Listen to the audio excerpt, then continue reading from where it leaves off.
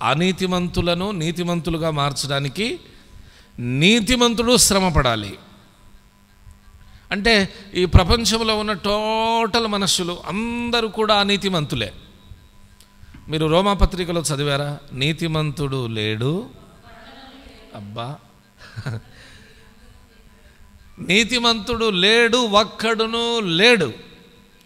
అందరూ పాపము చేసి ఏకముగా దుర్మార్గులైపోయారు. అందరూ త్రోవ తప్పి నడుస్తున్నారు. మనుషులను గూర్చి రాయబడిన మాట ఇది. ఈ భూమి మీద దాదాపు ఇప్పటికీ 800 కోట్ల మంది ఉన్నారు ప్రపంచ జనాభా. ఈ 800 కోట్ల మందిలో ఒక్క నీతిమంతుడు కూడా లేడు, అందరూ పాపులే. మేమేం పాపం చెయ్యట్లేదు అని అనుకున్నా జన్మ పాపము, కర్మ పాపము ఇవన్నీ మనిషిని వెంటాడుతూనే ఉన్నాయి. కాబట్టి ఇంకెక్కడవుతాడు నీతిమంతుడు? అవకాశమే లేదు.